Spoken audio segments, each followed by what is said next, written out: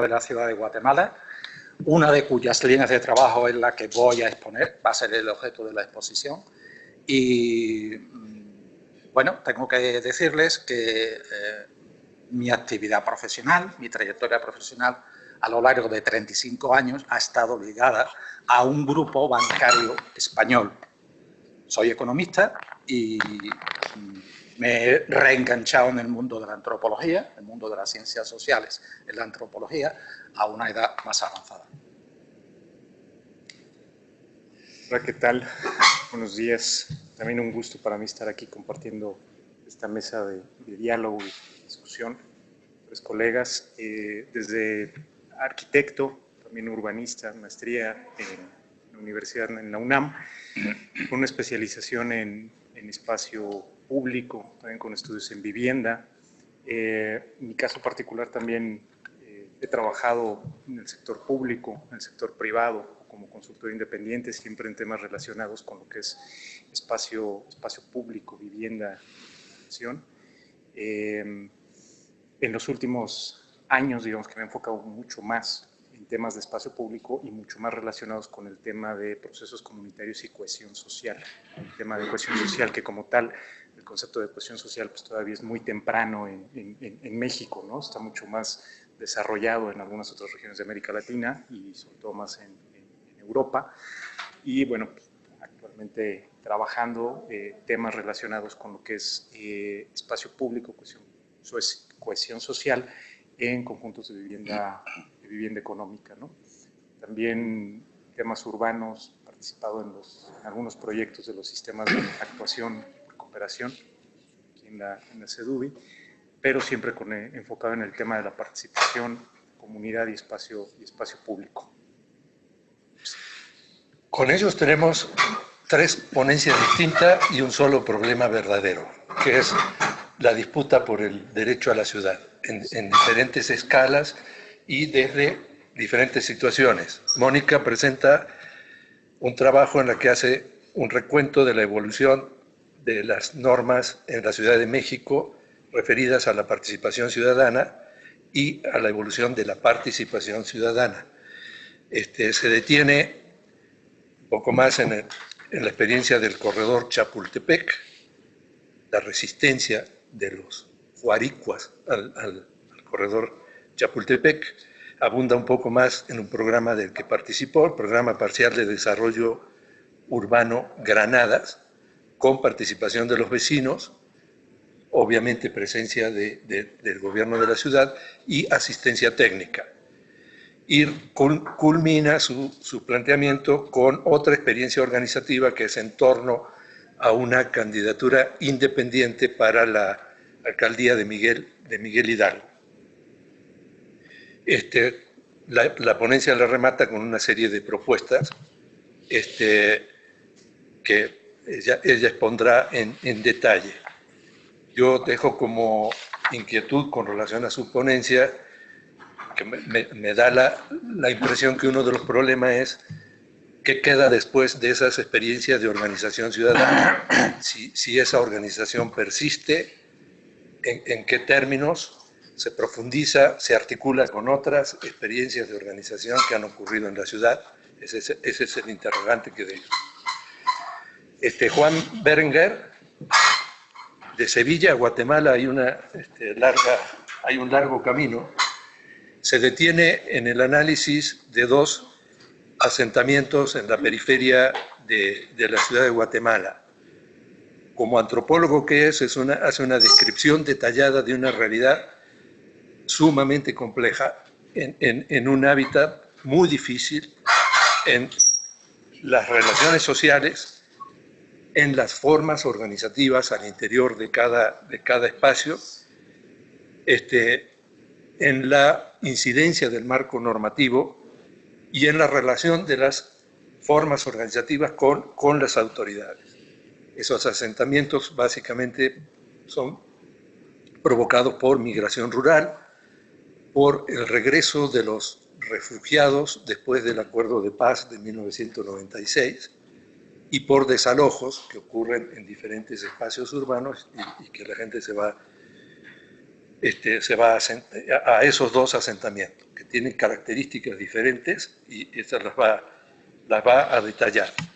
Lo que me queda con él es cuál es el camino posible para superar las circunstancias en las que se encuentran cada una de esas comunidades. Da algunos indicios, pero creo que puede decirnos un poquito más. Por su parte, Edgar, tal como lo acaba de expresar, reflexiona en torno a la importancia del espacio público en la cohesión del tejido social. Y lo hace a partir del análisis de dos tipos de conjuntos habitacionales. Uno de 30 años para acá y otro tipo de más de 30 años. Creo que la diferenciación está bien, hace una descripción de cada tipología de conjunto en su morfología, en su soporte jurídico, y establece las diferencias de ambas tipologías en la relación con el espacio público.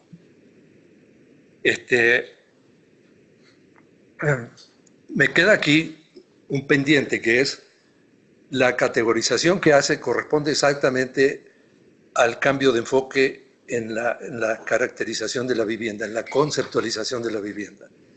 Los conjuntos de más de 30 años tienden más a responder a la lógica del Estado benefactor y a ciertos visos de la vivienda como derecho. Los conjuntos de 30 años para acá, lisa y llanamente responden a la concepción de que la vivienda es una mercancía. Y en consecuencia, la diferencia sobre la estructuración y la organización del espacio público y la relación con los habitantes son notoriamente diferentes. Esta parte no la toca él en la ponencia y eso es lo que me gustaría que se detuviera a reflexionar. Bueno, dicho esto, me falta nada más señalar. En los tres casos hay una disputa por el derecho a la ciudad, pero con diferentes grados de organización, a partir de diferentes experiencias. Pero en el caso de Ciudad de Guatemala, yo diría que estamos en un nivel de disputa mucho más bajo que los que se están expresando en la Ciudad de México o en el área metropolitana. Es, digamos, una situación de suma precariedad.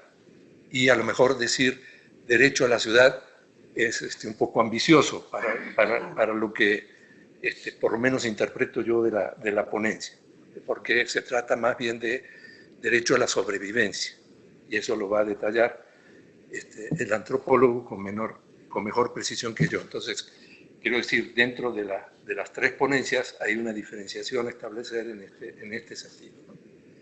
Entonces, empezamos con Mónica, 10 minutos. Sí, me voy a parar, si quieres la luz para ver. Bueno, aquí después de la experiencia que tuvimos con los independientes de Maniguel Hidalgo, para presentar esto y armar un poco la exposición, decidí referirme un poco a hacer historia, cómo había sido esta participación ciudadana o social en México, y bueno, eso me llevó a revisar el marco normativo. Aquí están los diferentes instrumentos, ¿no? Normativos donde se hace referencia al tema de la participación social en procesos ciudadanos de desarrollo urbano, no solamente en tema de vivienda, sino cómo ha sido esta participación en planes de desarrollo urbano, ¿no? Entonces, bueno, aquí destaco el programa de 100 ciudades, que para mí parece que es como el hito de donde inicia esta participación ciudadana en procesos de desarrollo urbano, con planes oficiales desde una manera institucional, organizada. Y bueno, ahí en este resultado fue la constitución del 116 municipal, ¿no? Y bueno, anterior, por favor. Y bueno, y después de ahí deriva, esto fue en 1994. En 1998 se arranca, digamos, un proceso importante en donde el arquitecto Ebenchuk fue secretario, en donde tuve la oportunidad de participar con él. Y bueno, fueron 31 programas parciales de desarrollo urbano donde diferentes equipos de universidades, organizaciones no gubernamentales, emprendieron este trabajo enorme de hacer planeación participativa para programas de desarrollo urbano. ¿Qué quiso decir ahí? Bueno, que cada equipo logró su propia metodología, depende del territorio, los agentes sociales que intervienen ahí, y bueno, pues se logró la aprobación de todos esos programas. Hoy en día eso pues, no es visible, ¿no? ¿Qué también me llevó a revisar? Bueno, ¿cómo estamos en instrumentos normativos, aprobados o no, desde hace 20 años, ¿no? Entonces, bueno, tenemos un programa general de desarrollo urbano del 97,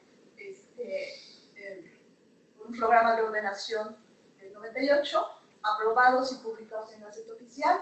Sin embargo, bueno, hubo una actualización de ese mismo programa en el 2003, y ahora, bueno, yo lo veo como un poco, no ha habido esa evolución de los programas de desarrollo urbano a nivel ciudad, a nivel de zona metropolitana, hay, digamos, pues están detenidos. Hubo aquí una como aprobación en este documento, en el de ordenación, sin embargo, no fue aprobado por el legislativo, mucho menos publicado. ¿Qué quiere decir? Que, bueno, pues que algo está pasando con estos instrumentos, pero sobre todo en el Programa General de Desarrollo Urbano de la Ciudad fue detenido porque, bueno, el argumento fue que no consideraban los pueblos originarios, ¿no? Y entonces, bueno, vuelve a ser la importancia de la planificación y de los procesos participativos, cómo se llevan a cabo, ¿no? Entonces, bueno, la que sigue.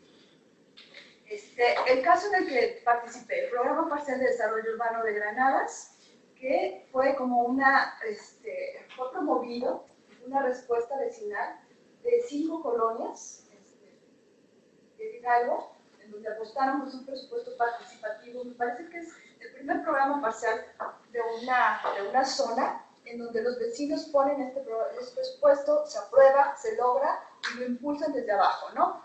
Entonces, bueno, esta es la zona un poco para que se ubique. ¿Qué fue la mayor demanda de los vecinos? Un poco esta concentración desmesurada de inmuebles, de torres, de departamentos, pero no por estar en contra de la densificación, sino porque realmente las medidas de mitigación no estaban siendo cumplidas, se empieza a presentar caos vial, ¿no? Hay una zona de influencia muy fuerte de gente que va a trabajar, y bueno, pues pues esas es un poco las demandas, ¿no? ¿Qué es la zona? En el año 2000, pues empieza este proceso de revitalización, regeneración urbana, si lo podemos llamar. Tiene esta zona 3 instrumentos normativos encima, tiene un programa delegacional, ¿no? Que norma, que de hecho prohíbe la transferencia de potencialidades, no tiene norma de vialidad, ¿no? Sin embargo, bueno, pues se crea en las áreas de gestión estratégica con un plan maestro, y después se le sobrepone a esta misma área un sistema de actuación por cooperación con un fideicomiso inauditable, donde ahí se desarrollan todas las medidas de mitigación. Sin embargo, no están los instrumentos. Pero bueno, a partir de ahí, los vecinos que son gente organizada, pero además gente con conocimiento de estas normativas, han capacitado, en fin, pues estaban conscientes de todo esto, pero sobre todo lo viven día a día, ¿no? Entonces, bueno, es lo que les decía, en el 2016 ellos promueven su programa. Ahí me tocó participar con el equipo de Casa y Ciudad en el proceso de diagnóstico. Digamos, se hicieron talleres participativos, que ya lo sabemos que es muy importante, se logró a un nivel propositivo. Este programa está un poco en stand-by, parece ser, porque este cambio de transición, y bueno, pero es un instrumento que ahí está, ¿no? ¿Qué se logró? Que los vecinos promovieran la integración de un comité a través de Casa y Ciudad y con las autoridades para el seguimiento, ¿no? O sea, me parece importante esta iniciativa, me parece que son punta en la Ciudad de México como vecinos organizados, y bueno, pues veremos qué pasa con esta nueva administración. Bueno, de ahí, desde mi punto de vista como profesionista que estoy acompañando a estos vecinos, surge este activismo. ¿Qué pasa? Bueno, el programa se detiene, pero sin embargo las construcciones, las aprobaciones de más niveles, mayor intensidad, pues no se detienen, ¿no? Entonces, bueno, un vecino toma, digamos, la batuta para decir, vamos a encabezar un movimiento vecinal, en donde se organizaron para postularse una candidatura independiente, y bueno, ellos ya tenían diferentes luchas vecinales, participaron en el corredor Chapultepec, que digamos, si bien era la zona de la Juárez, los Juaricuas, fueron acompañándose, o sea, es como un paralelo, ¿no? Y bueno, pues tienen diferentes luchas vecinales. Cuando quisieron construir la rueda de la fortuna, el grupo de vecinos se organizaron, metieron amparos. Ahora con los metrobús, los amparos metidos para detener que no hubiera publicidad sobre reforma, digamos, muy comprometidos tanto con el medio ambiente, con temas de movilidad y sobre todo preocupados por el desarrollo inmobiliario, ¿no? Desenfrenado, ¿no? ¿Qué pasa ahí? Pues bueno, que me parece que pasan de ser como actores sociales o activistas a ponerse visibles en una candidatura independiente, ¿no? ¿Verdad que sí? Sí, bueno, ahí fue hacerse visibles, fortalecer los liderazgos, generar una agenda ciudadana desde el territorio, ¿no? Y bueno, incidir en frenar la corrupción. Bueno, fueron todos los procesos que se pasaron para lograr la candidatura independiente. Obviamente fue por primera vez esta aplicación que se usó, que se normalizaron estas candidaturas. Los vecinos lo lograron bien, con firmas ciudadanas válidas, es un proceso legítimo. Y bueno, pues se logró el registro, se lograron las firmas. Y bueno, pues, ¿cuál era la plataforma? Bueno, pues por el derecho a la ciudad, por supuesto, ¿no? O sea, creo que era importante reivindicar ellos desde su posición como vecinos qué está pasando en la zona de Granadas. Bueno, pues ahí está cómo se trabajó. Ahí, bueno, fue muy importante porque yo creo que en ninguna delegación en ese momento de alcaldías se generaron debates organizados por los vecinos. 8 colonias fueron en donde los vecinos, ellos decidieron llevar a todos los candidatos que les expusieron su agenda y bueno, ellos tener mayor conocimiento de la misma. Un poco ahí está, hubieron entrevistas. Ese es un poco el resultado de estos vecinos independientes que quedaron arriba de 3 partidos políticos, sin recursos, sin la capacidad técnica que tiene un partido. Y bueno, pues la ola de Morena pues arrasó con cualquier independiente, ¿no?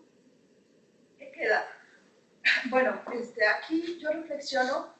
Me parece que es importante crear espacios de formación desde las universidades para vecinos ciudadanos en temas normativos, urbanos, inmobiliarios, participativos, de riesgos, de gestión de servicios, que fortalezcan estos procesos, pero sobre todo en temas urbanos. Sabemos que hay una gran fortaleza en temas de vivienda, ¿no? De organizaciones de vivienda. Sin embargo, los temas de ciudad y los temas de organización vecinal, pues bueno, también es importante. Ahí, ¿qué propongo? Que hay otras luchas vecinales a nivel ciudad que valdría la pena cruzarse, entonces crear foros ciudadanos, intercambio de experiencias, promover una conformación de una red vecinal benéfica, ¿no? Así como esta red de productores sociales de vivienda, me parece valioso, me parece importante. ¿Por qué? Porque está el presupuesto participativo que pueden ir usando estos temas para lograr una mayor cohesión y sobre todo fortaleza. Bueno, me parece que ahora con la nueva constitución está el Instituto de Planeación Democrática puesto en la mesa, donde se van a actualizar los programas de desarrollo urbano de las alcaldías. Y bueno, está puesto también que hay una gran importancia de la participación ciudadana organizada, pero si es mejor informada, pues bueno, ese sería el camino para seguir.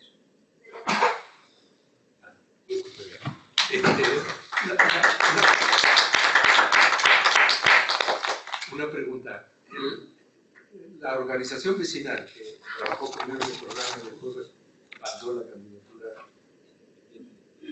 ¿se sostiene? ¿Verdad? Sí, bueno. ¿O tiene el riesgo de bueno, agotada la experiencia, diluirse? Bueno, sí, quizá me faltó concluir que, bueno, esto se terminó el 1 de julio, ¿no? O sea, el 1 de julio se queda en cuarta fuerza política, digamos. Sin embargo, el actual alcalde, que es el alcalde de la alcaldía, Víctor Hugo Romo, ha invitado a Gustavo García, el candidato independiente, a formar parte del equipo, es el director jurídico, ¿no? ¿Qué quiere decir? Porque de alguna manera tenía que legitimar un poco su candidatura, pero sin embargo, porque realmente la fuerza que se logró con los vecinos, pues no era una cosa menor. Hoy han clausurado más de 3 inmuebles en la Miguel Hidalgo con situaciones irregulares. ¿Qué quiere decir eso? Que realmente la organización fue reconocida, está reivindicada y es, bueno, está muy fortalecida, ¿no?, con estos hechos, ¿no? Gracias. Juan, te escuchamos.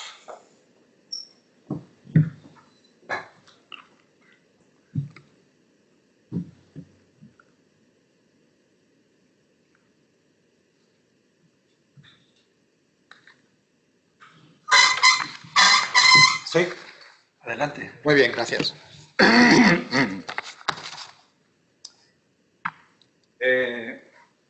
Pone la posición.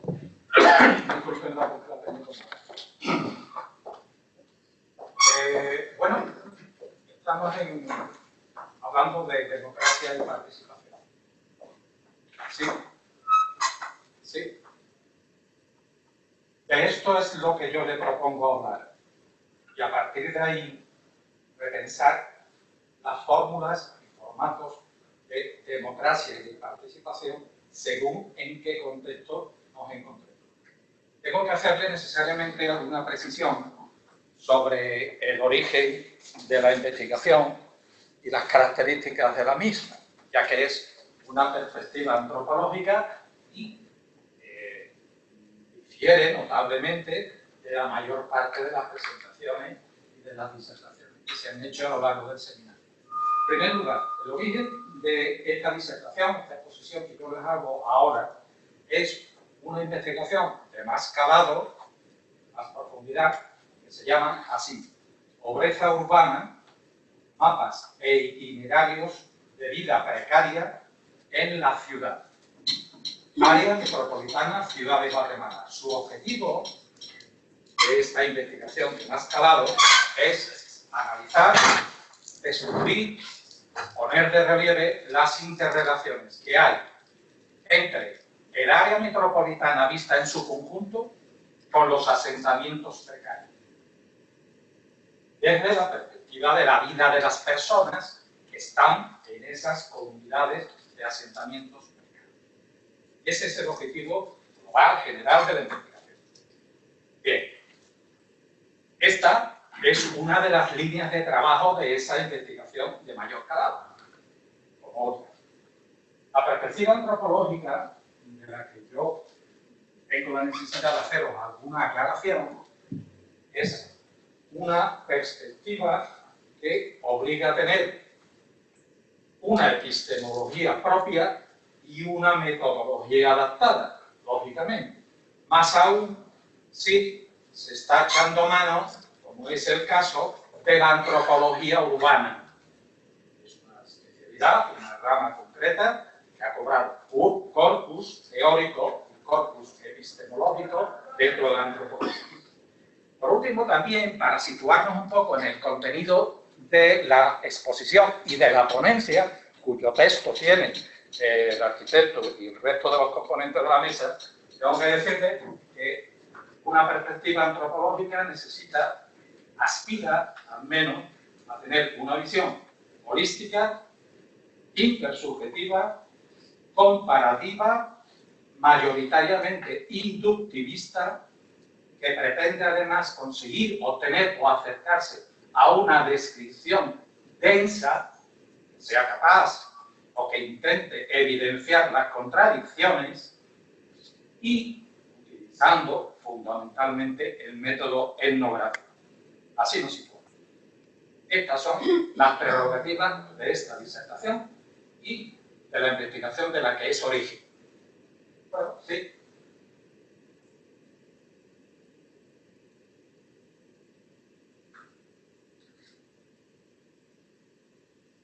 Estamos hablando de segregación y ciudad dual, como tantas otras mesas han hecho referencia a lo largo del seminario.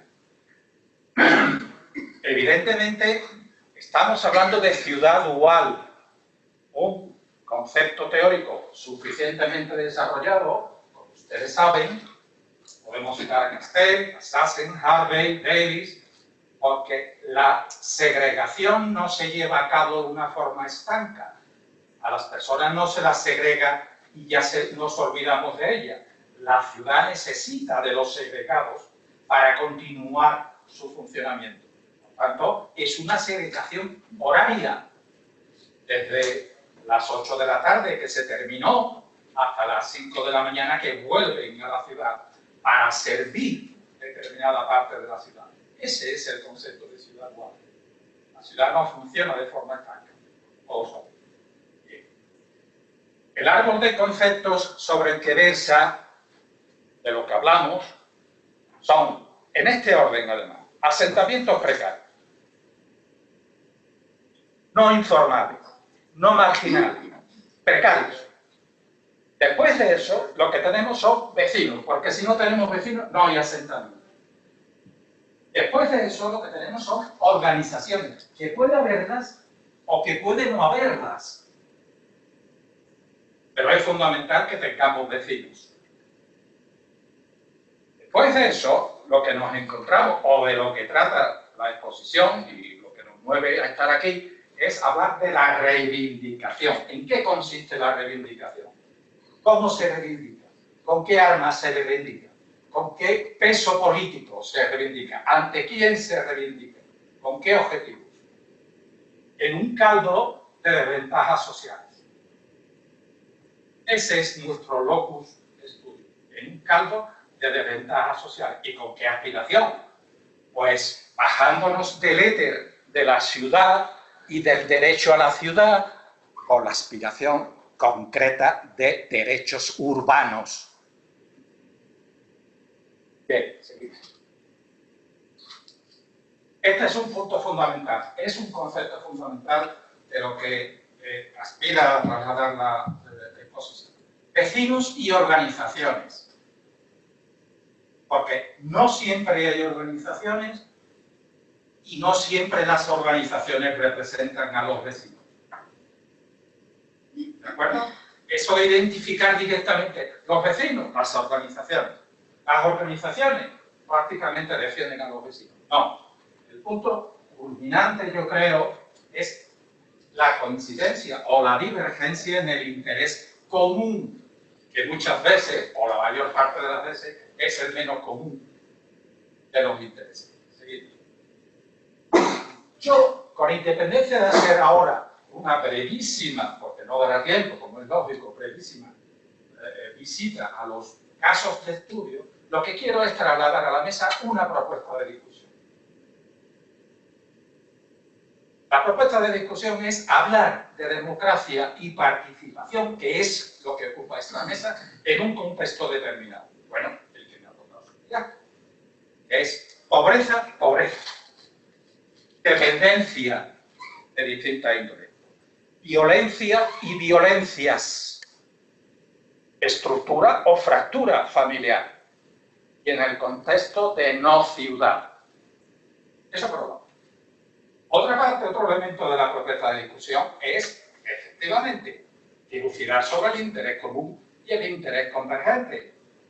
¿Cómo se define? ¿Cómo se agencia? Teniendo en cuenta además que cuando nos encontramos en una comunidad no hay un solo interlocutor, como ya bien todos sabemos, sino que hay una multiplicidad de actores.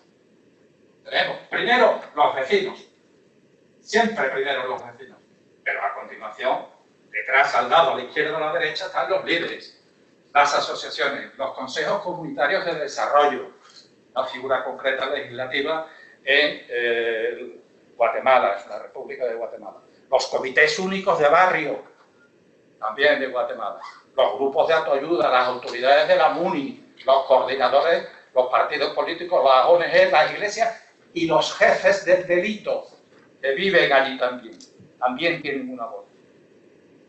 Por último, para mí el eje más importante de la discusión estaría en la contingencia. Hablar, pensar en los resultados y los fracasos de la actividad comunitaria. Sí, por favor. Por último, porque la visita al caso de estudio va a ser inmediata, el área metropolitana de la ciudad de Guatemala responde a un formato de ocupación intensa, extensa del territorio. ¿Seguimos? ¿Seguimos? Ahí tienen ustedes uno de los casos, perdón, ¿podría ir atrás?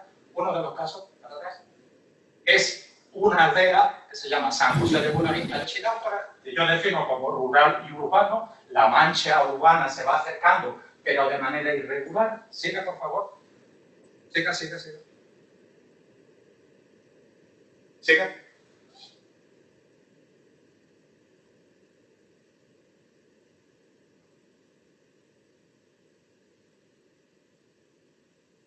Y el segundo caso, que es notoriamente distinto, es la colonia de la Verbena, zona 7, Ciudad de Guatemala, que defino como una isla junto al centro de la ciudad.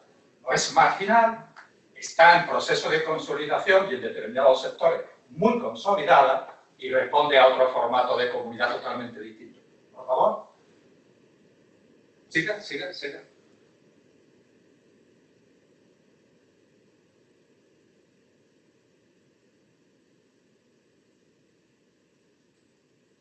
Sí, por favor, aquí. Esta es la última transparencia. No, la siguiente.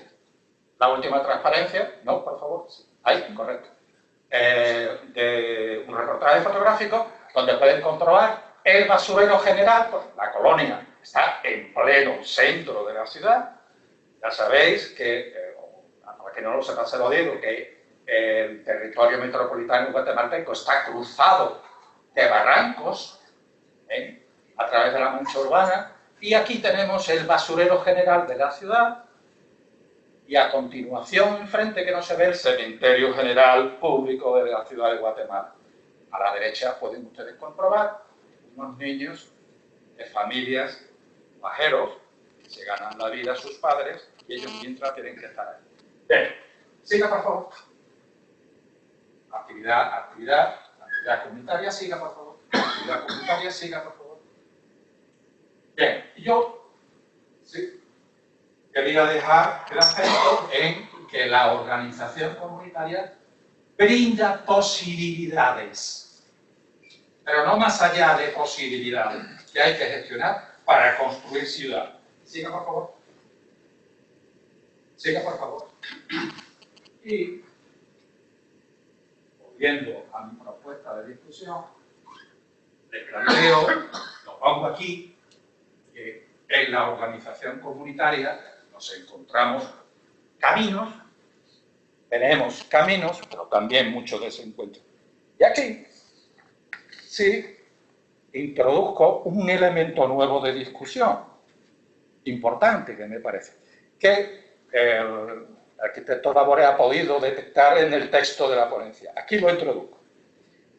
Y es las organizaciones comunitarias y la correlación política dentro de la contienda electoral. En dos apartados, en la democracia parlamentaria y en los gobiernos municipales. Termino con una pregunta. ¿Cómo fortalecer la organización comunitaria y sus resultados? Gracias.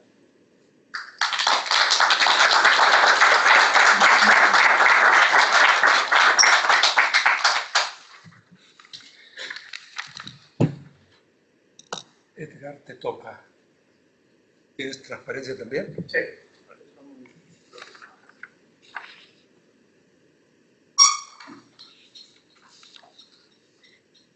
Bueno,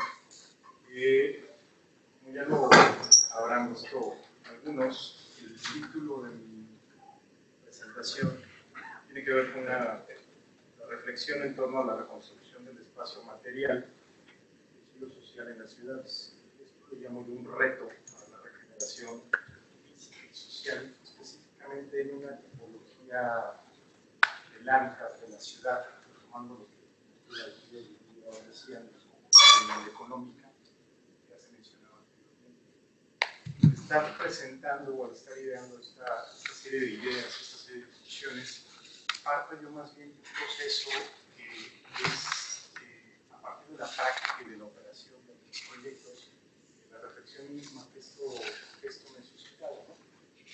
Y bueno, parto ahorita para comenzar la discusión, el texto está más extenso y para no alargarnos tanto, cómo resolver los problemas urbanos sin conocer las necesidades Cuando yo veo esta pregunta en un artículo de María López, y bueno, real, ¿cómo pretendemos a una escala macro, a una escala de ciudad, resolver una serie de problemas de accesibilidad? Normalmente se ven eso, una escala de lo macro. Y entonces, ¿de qué manera bajamos la escala de lo micro? ¿Por qué me trato de enfocar en la escala de lo micro? Pienso que en la escala de lo micro, la básica, es en donde comienzan los procesos de transformación reales.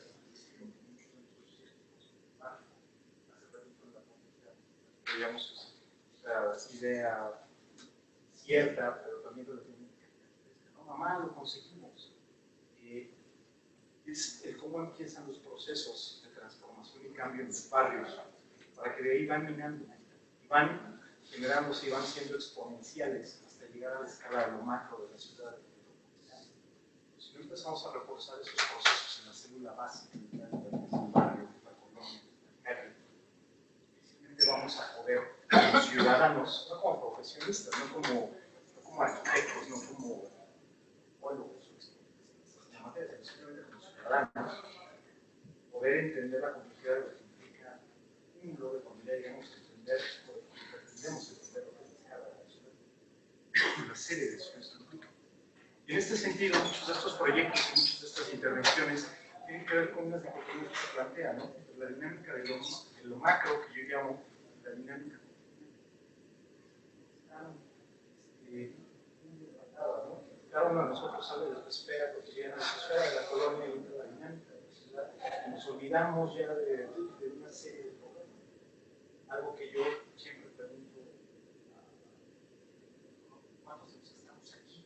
Realmente ahorita sentados reunidos en una participación en el cambio de nuestra colonia.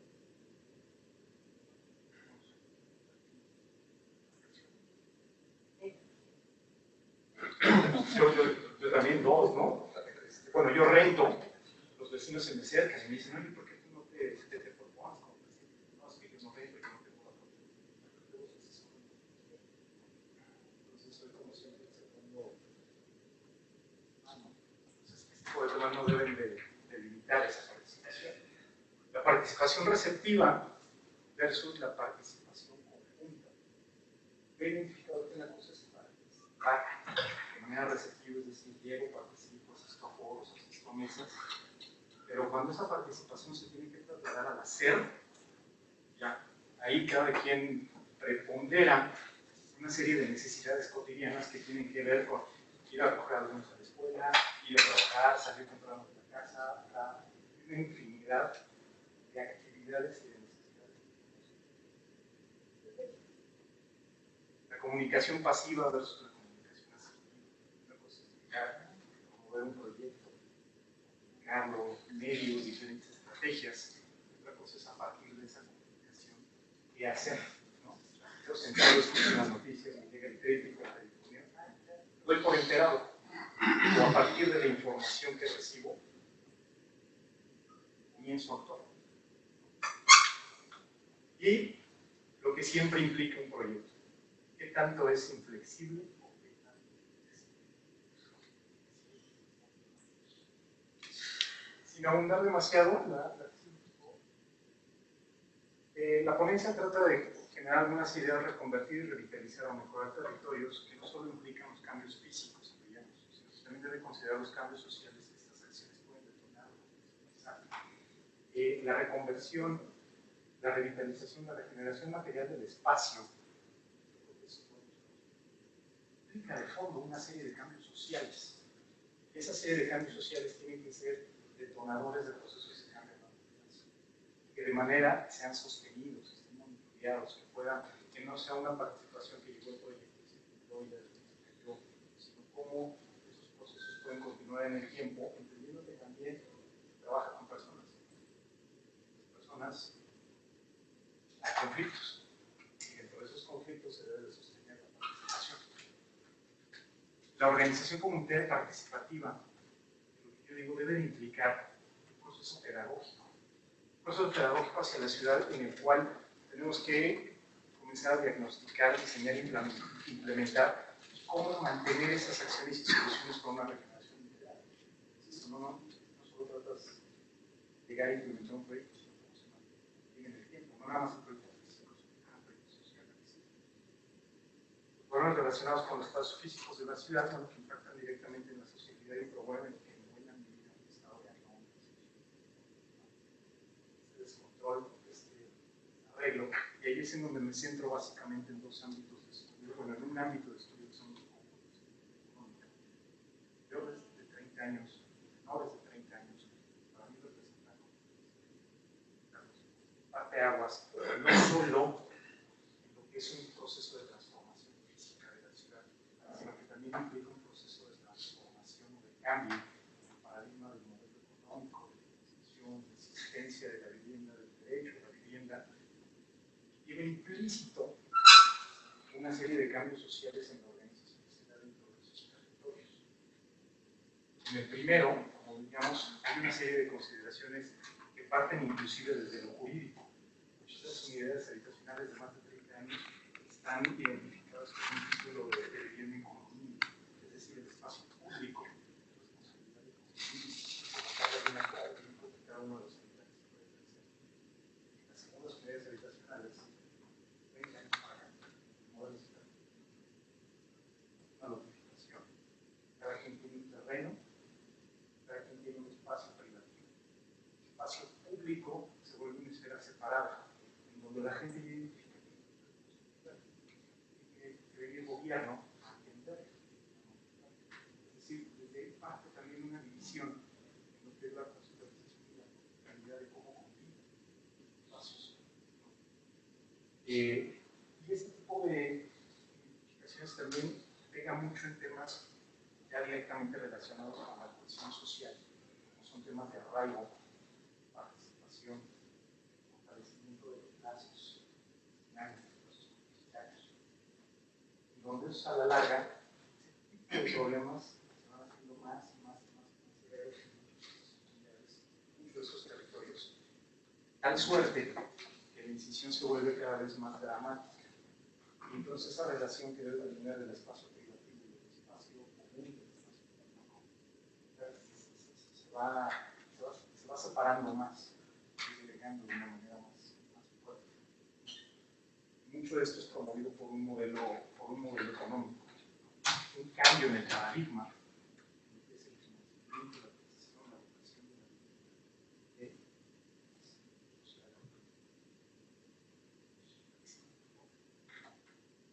Como les decía, básicamente desde la operación de algunos proyectos ya en la vida profesional, yo considero que esto debe ser un proceso pedagógico hacia la ciudad. ¿Cómo podemos diagnosticar, diseñar, implementar y mantener como grupos de trabajo desde la participación? No nada más quedarnos en una de esas esferas, sino cómo podemos cerrar como grupo un grupo de trabajo. Sí, no nada más en el tiempo. Y ya últimamente, ya nada más para concluir la presentación, quisiera hacer énfasis en algunas conclusiones, ¿verdad? Que tienen que conocer con, no hay una, en el rastreo de estos últimos 3 años, de manera específica, pero 6 más allá, no hay un conocimiento real de la demanda que son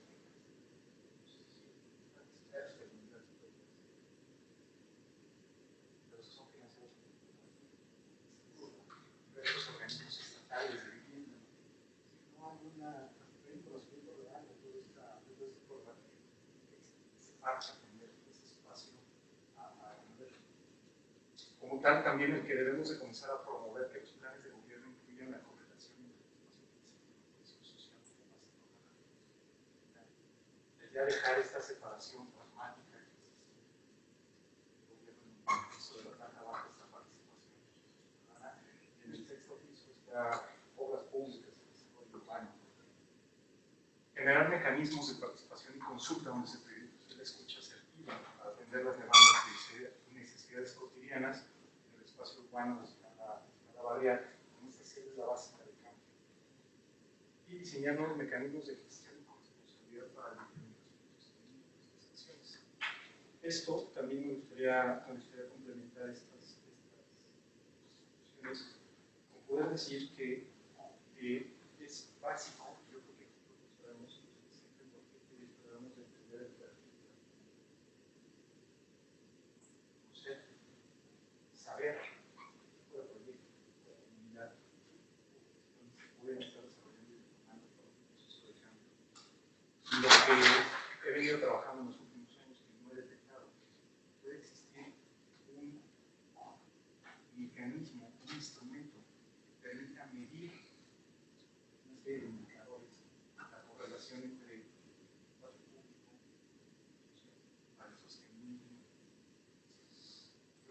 no he detectado que existe un instrumento. Lo personal es difícil hacer ese cruce, pero en la práctica sí se da. Nada más como ya la última reflexión académica. Gracias. Gracias, gracias.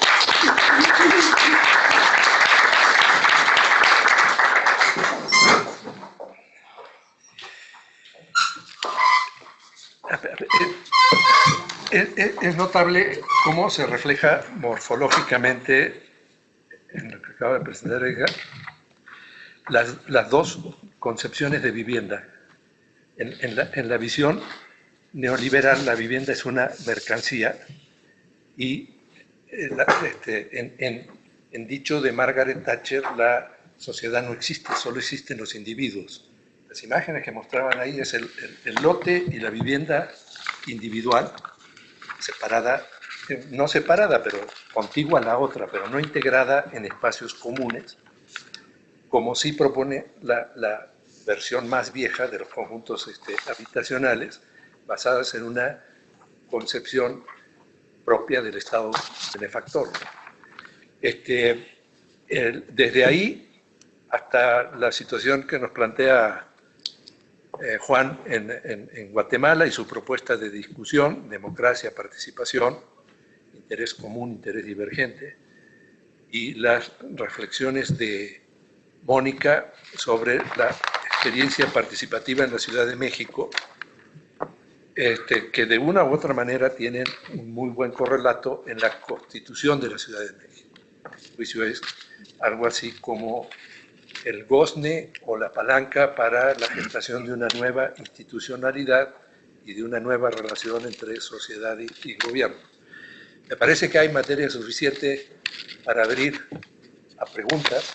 Tenemos 15 o 20 minutos para acumular las preguntas que se acumulen y luego le volvemos a dar la palabra a los ponentes.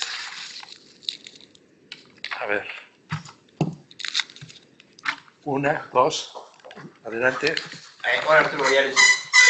Me parece súper interesante el tema de tratar de entender cómo el espacio físico se relaciona con el espacio social. Y yo creo que es un tema muy, muy complejo y difícil. Yo me recuerdo hace aproximadamente una década, me tocó estar en una ciudad en Nicaragua llamada Masaya, y al atardecer las familias completas se sentaban en la puerta de la casa, que estaba inmediatamente cerca de la calle, ¿no? Y ahí pasaban la tarde. Entonces, como van pasando las personas, entonces se saludan. Yo creo que ese era un ejemplo muy claro de cómo un diseño urbano propicia y fomenta la reconstrucción del tejido social, ¿no? Y en ese sentido. Y bueno, yendo más a fondo en el tema, me parece que sería muy, muy interesante si reconocemos que existe esta relación entre el diseño urbano, el diseño del medio físico construido y la cuestión social, tal vez como hacer una revalorización del trabajo que hizo Christopher Alexander, ¿no? Que se fue a Perú a tratar de estudiar cómo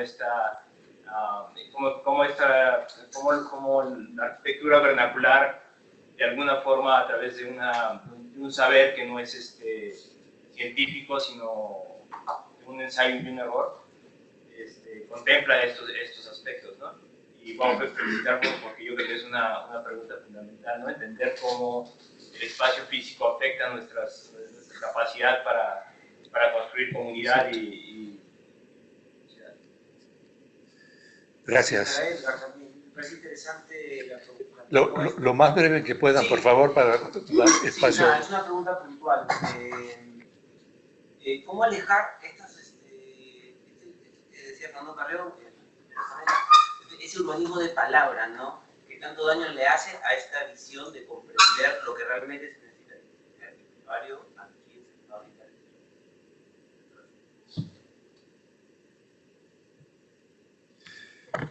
Adelante. Gracias. Daniela Jarro, arquitecta de la Facultad de Arquitectura. Escuché nada más las últimas dos ponencias y una de las cosas que me resulta interesantísima de las dos es plantearnos ponerle rostro, nombre a las personas. Finalmente, a veces, como técnicos, olvidamos que cuando hablamos de grupos sociales, lo estamos hablando de personas que cotidianamente están viviendo en eso. Y que cuando decimos los grupos, la participación, qué sé yo, nos olvidamos de que finalmente cada actor social tiene sus propios intereses. A veces son intereses individuales, a veces son intereses de familia, a veces son intereses grupales, etc. Y que eso genera conflicto, evidentemente. Entonces, en ese sentido me parece fundamental que, bueno, que aterrizamos finalmente a ponerle rostro a las personas, porque si no hablamos de estructuras urbanas, de grandes políticas, y nos olvidamos justo como de la dimensión y la escala cotidiana. Gracias. Coincido en la última pregunta o inquietud. Yo también me quedo en inquietud muy fuerte, como con la ponencia de Juan sobre todo, todo lo que desconocemos de la sociedad con la que pretendemos estar trabajando. Cuando él hace el desglose de las variantes que ha encontrado en su investigación, nosotros nunca, es decir, no es común que tomemos en cuenta esas variantes, porque encontramos, como decía un compañero, entre los grupos sociales sobre los que hay que trabajar, todo género de mariates. Y esa gente tiene los mismos intereses que la clase media, que los ricos. Están en esa situación y tienen problemas urbanos por circunstancias históricas, patrimoniales, económicas.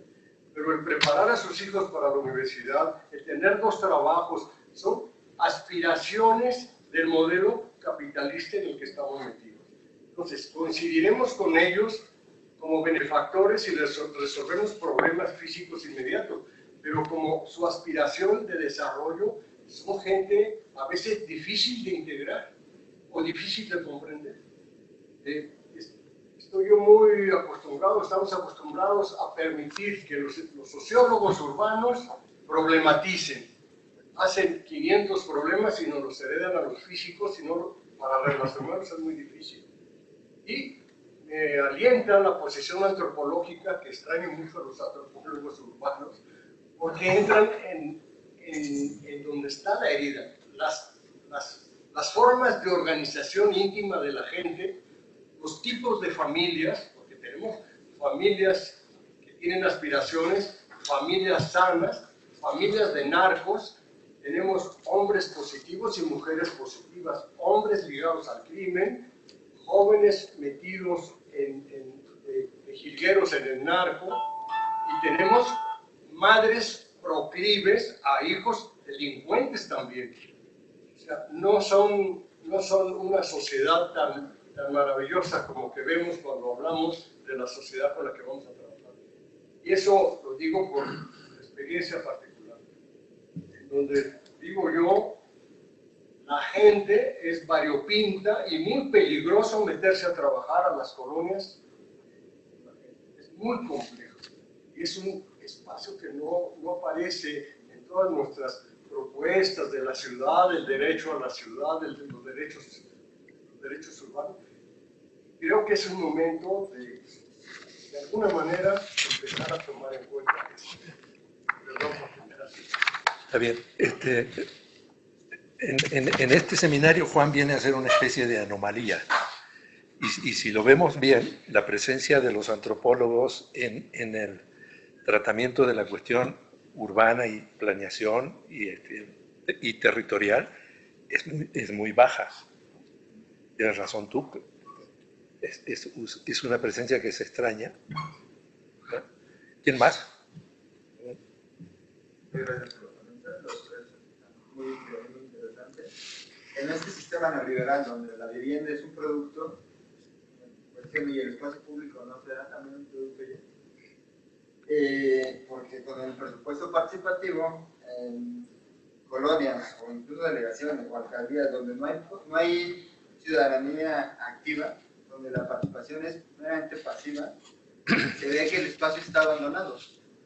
Una frase que dice que el éxito de la democracia se refleja en el espacio público. Y si vemos las imágenes muy fuertes de esos lugares, nos preguntamos, realmente estamos en una democracia. Entonces, si es así, ¿qué nos hace ver que el espacio público tiene un éxito, ¿no? Justamente es el tejido social. Entonces, un espacio público exitoso es aquel que te permite esas actividades y dinámicas sociales que fortalecen realmente el tejido social a partir de esta comunidad, de una comunidad. Entonces, sería interesante, y lo yo estoy desarrollando en mi tesis, esta relación del éxito del espacio público y la participación ciudadana. Por ahí es donde... ¿Quién más? Si no hay más, pasamos a materia de respuesta. Creo que planteadas 2 o 3 cosas. ¿Quién quiere empezar? Edgar. Okay. Hacemos el camino inverso, de allá para Perfecto. acá. Bueno, para atender nada más la primera, sí, yo creo que muchos de los que estamos aquí no, somos técnicos, es decir, la cosa material, la cosa física, la cosa del diseño, es lo que nos llama y creemos en el diseño, y creemos en el diseño como este catalizador de cambio. Y sí, hay una parte de sí, yo con el paso del tiempo me he desprendido de esa visión del diseño como el catalizador del cambio, y más bien lo he traducido en una cuestión de la materialización del cambio, la materialización física del cambio. Me ha tocado ver diversas experiencias en donde a lo mejor desde los cánones de la academia el diseño puede no ser bonito, y lo decía inclusive en la presentación anterior, yo no pintaría así mi casa, ¿no? El hecho de que no pintemos así la casa o que nos pueda parecer feo, no quiere decir que no hay un proceso material de cambio. Y ese proceso de cambio material del entorno es lo que me ha llamado más la atención como ese detonador también del cambio social. A veces menospreciamos o demeritamos el impacto que puede tener la simple recomposición de la banqueta, ¿no? Así de sencillo. Y que a lo mejor no lleva implícito un diseño urbano tan sofisticado, pero en términos de la cotidianidad, de la sociabilidad y del acercamiento del proyecto y de lo que le impactas a la gente, nada más el cambiar la banqueta, ¿no? De ponerla bien. Digo, hay una política ahorita en la Ciudad de México de cruces seguros, y bueno, hay ya todo un discurso. Pero lo que sí es un hecho es que muchas de esas acciones sí terminan por funcionar y brindarle seguridad a quien camina por ahí, ¿no? Entonces son a veces ese tipo de cambios materiales lo que yo he llegado ya con la experiencia a ver que sí, también soy arquitecto, entonces creo en esa parte del diseño, pero también poco a poco me he ido desprendiendo de esa para darme cuenta nada más como el cambio material es este detonador del proceso y cambio social que se da en las comunidades, ¿no? Esta otra parte que decían del urbanismo de palabra, sí, o sea, yo creo que inclusive en los actuales mecanismos ya hay muchos esquemas, está la norma, están las leyes, están los reglamentos de participación y de todo este asunto. Pero en muchas ocasiones este urbanismo se queda en un urbanismo de palabra y en un urbanismo de participación o de consulta. Pero me remito a lo que decía durante la exposición, ¿no?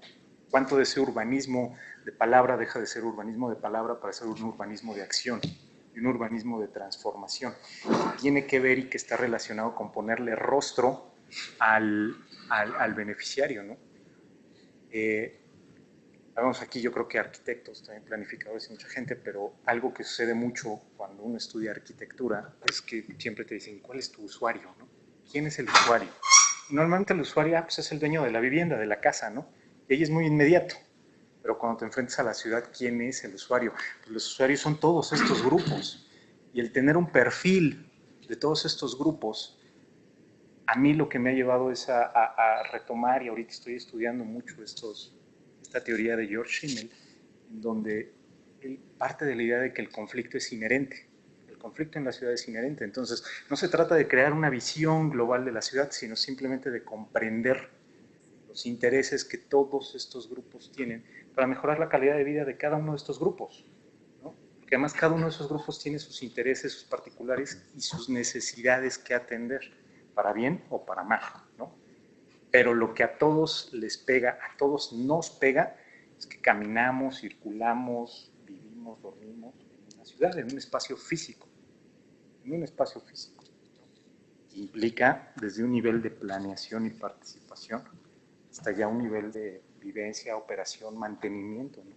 de estas acciones, ¿no? Y si el espacio público se está viendo como un producto también en términos de vivienda, sí, me parece que muchas de las políticas públicas que ahorita se están implementando, platicamos allá afuera, ¿no? A lo que a muchos políticos les interesa es el espacio público, pero por la foto, ¿no? O sea, en ese, como una especie de idea de mercantilismo político. Regálame una foto del espacio público. Exacto. No sé qué hay detrás, no sé qué proceso hay detrás, no sé si fue conflictivo, ¿no? No sé si fue participativo, pero a mí dame una foto y ya, con eso, y pues hay una mercancía política que eso te da, ¿no? Entonces, a lo mejor el espacio público no en términos de mercantilismo económico, pero sí yo lo llevaría a un concepto de mercantilismo político. Muy bien, justo en tiempo. Juan, 8 minutos. Muy bien. Bueno, se ha apuntado por parte de vosotros ponerle rostro a las personas. Se ha apuntado lo que desconocemos de las realidades que intentamos organizar, urbanizar, regular, y también un apunte sobre la posible relación o la aspiración de relación del éxito entre el espacio público, la consecución de un espacio público justo y democrático y la participación ciudadana. Yo quiero hacer 3 apuntes. En primer lugar, hay que incidir en la investigación y en el análisis exhaustivo de cuáles son los procedimientos de participación que lleva a la reivindicación y que están necesitados de coordinación.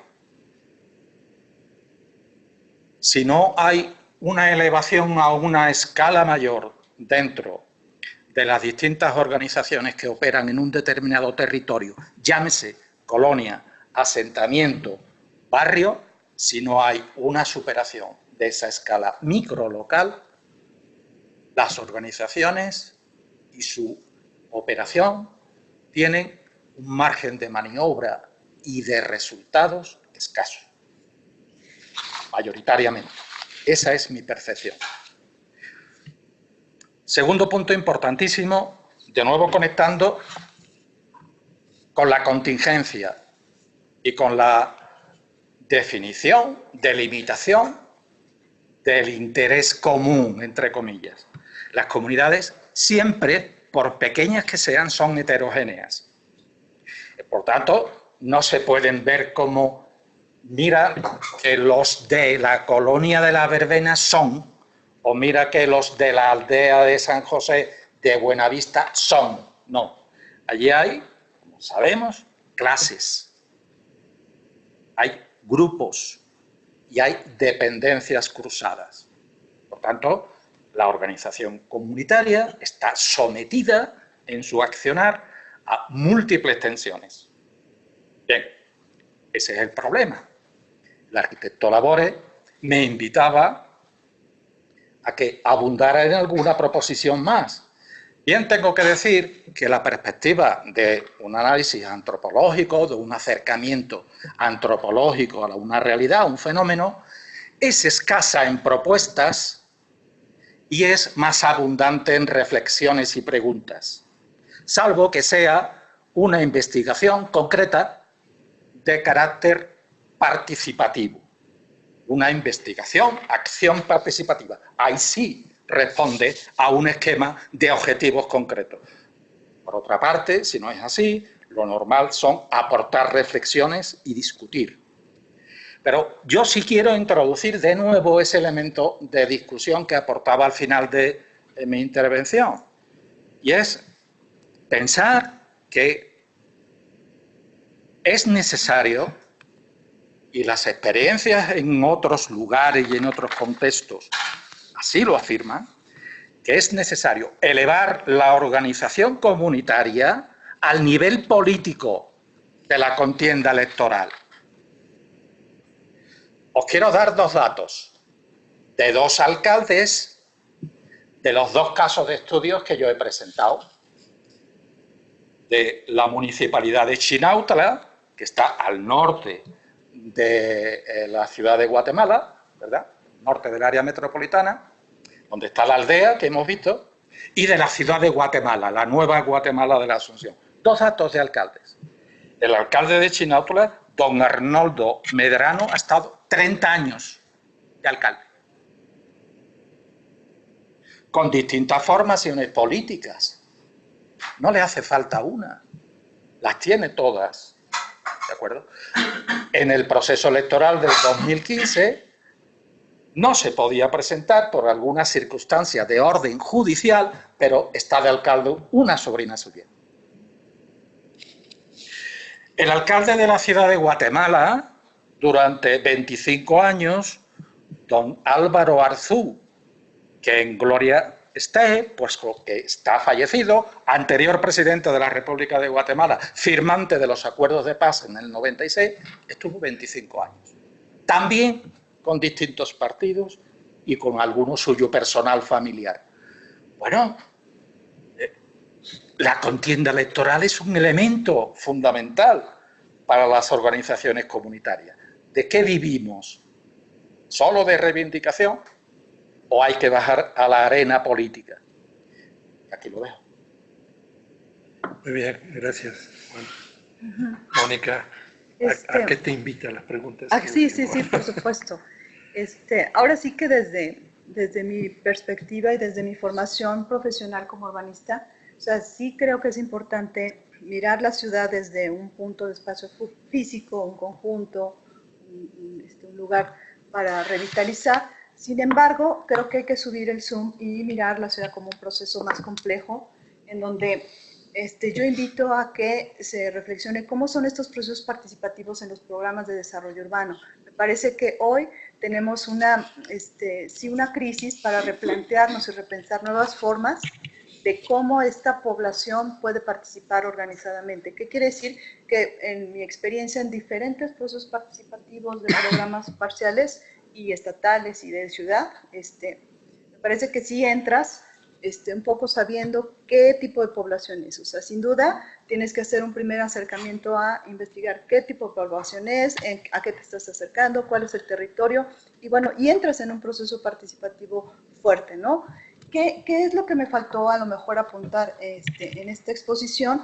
Es que debemos de ir hacia procesos de urbanismo social. O sea, lo que tiene hoy Latinoamérica son procesos en donde la gente se involucra desde un principio en estos procesos participativos, porque efectivamente ellos tienen la solución, saben cómo entrarle al espacio, a un espacio puntual, pero también a problemas de ciudad. Entonces, habría que apostar por este tipo de urbanismo social, en donde no solamente la gente diseña el proyecto y que el cuerpo operativo técnico, digamos, vaya guiando y vaya conduciendo estos procesos, sino que también forme parte de ese proyecto. O sea, tenemos para que genere cohesión, para que genere arraigo de esos proyectos y los lleve a cabo, ¿no? O sea, algo más que planteen lo de la red, cómo esta ciudadanía participa en esos procesos, pero también habría que ver cómo le vas a dar seguimiento a estos procesos participativos. O sea, se crea un comité de seguimiento, perfecto, en el caso de Granadas, pero habría que tener una plataforma mayor para que toda la ciudadanía, no nada más la que participe activamente, que pueda no trabajar y pueda tener los recursos para involucrarse de manera más activa, pero también los que en la noche llegan puedan involucrarse y ser parte de este proceso. Me parece que tendríamos que mirar en estas diferentes escalas, ¿no? Los procesos participativos, desde la escala puntual de un espacio público, de un inmueble, de un desarrollo, pero también desde la escala de ciudad o más arriba, ¿no? Entonces, bueno, sería como así. Bueno, menuda problemática. De lo global a lo local y viceversa. Y todo atravesado por tensiones y contradicciones. O sea, de lo global nos viene impuesto un modelo que hace de nuestras metrópolis una mercancía. O sea, la ciudad es una mercancía. Todo se compra, todo se vende. El voto, el suelo y el aire que respiramos. A ese modelo, a eso que nos viene impuesto como concepción hegemónica, digamos, y que además va abonado por una construcción de subjetividades que fortalece el individualismo, el consumismo, el hedonismo, y rompe con mecanismos de solidaridad, de cooperación. Es competencia, no cooperación. Entonces, a todo eso se le opone lo que las comunidades sienten naturalmente desde lo local. En la experiencia mexicana eso ocurre prácticamente en todo el territorio. La resistencia a los mecanismos extractivistas, sea de minería, de agua, lo que fuera, y contra el extractivismo urbano. La expansión de las formas organizativas en la ciudad parte por resistir el atropello del capital financiero inmobiliario. Pero es una forma organizativa reactiva y muy acotada. Fíjense, el mecanismo institucional de participación ciudadana convoca a elegir comités ciudadanos cada 3 años. La participación en esos procesos es menos del 3% del electorado. Sin embargo, estamos en presencia de una sociedad más o menos activa por sector. En lo que hace al territorio, en lo que hace a la cuestión urbana, pues hay germen organizacional a partir de la reacción, y eso hay que convertirlo en organización proactiva, como la que exploraron con el Programa Parcial de Desarrollo Urbano, como la de los juaricuas en su resistencia con lo que ellos llaman blanqueamiento por despojo, y como muchas otras formas de resistencia. Entonces, articular lo local con lo global es todo un esfuerzo que convoca a mayor participación social y convoca a una mirada diferente de especialistas y academia, y sobre todo a una actitud diferente de gobierno. Esperemos que el espacio que se abre en este momento, tanto a nivel nacional como a nivel local, sea propiciatorio de esto que estamos planteando. En esta parte de la síntesis me cuesta trabajo incluir tu experiencia particular de Guatemala, que es un nivel de suma complejidad, corresponde a otra realidad. Coincido contigo en la necesidad de profundizar las formas organizativas y de pegar un salto cualitativo en términos políticos, que es por donde realmente se define esta cuestión. Es lo que me sugiere lo que hemos estado compartiendo como cierre, pero sin embargo, si alguien quiere agregar algo, tiene toda la libertad de hacerlo. Si no, adelante. Un poquito, de mi experiencia. La necesidad del fenómeno urbano en el que yo he estado trabajando, que es en las ciudades fronterizas, tienen un patrón general de deterioro, ya no estamos hablando de las expectativas o las aspiraciones, es un deterioro progresivo. Desde el 2007 que se hizo la violencia, tuve que ligarlo a las experiencias de desigualdad, delincuencia y espacio urbano. Hay espacios urbanos proclives para la desigualdad y la delincuencia.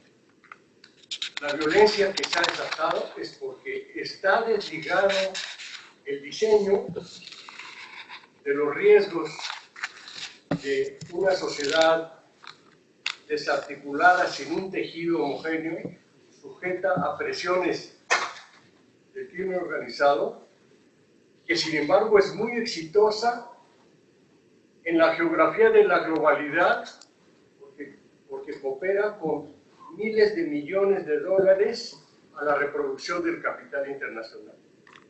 Todo el beneficio para afuera y nada para adentro. ¿Qué nos quedó? violencia y espacio físico deteriorado en el que ninguno de los planes históricos que se han hecho ha contemplado esa problemática. Si no se diseña bien, se propicia la delincuencia y la desintegración social. Ese nivel de diseño no aparece todavía. Entonces, por eso planteé esa necesidad. Estoy de acuerdo con la importancia de que en los planes se incluya la participación, de las dudas que presentan, pero también necesitamos identificar qué grupos estamos trabajando y para quiénes están trabajando y qué vamos a diseñar y en qué condiciones diseñamos. Tal vez es un fenómeno extremo, pero sin embargo ya hay en Morelia, ya hay en muchas ciudades del país ese problema y no estamos poniendo un reflector o una alarma. No, yo nada más, para cerrar, me parece sumamente importante, y lo menciono en mi ponencia, este tema del presupuesto participativo. Me parece que al estar vinculado con el Instituto Electoral se vuelve como moneda de cambio político, o sea, realmente los proyectos aprobados en su mayoría benefician a un grupo de personas, a un sector en particular. Me parece importante, yo creo que hacer un llamado a la nueva jefa de gobierno y proponer nuevas formas de evaluar esto, ¿no? O sea, definitivo. Bien, muchas gracias a todos por su presencia.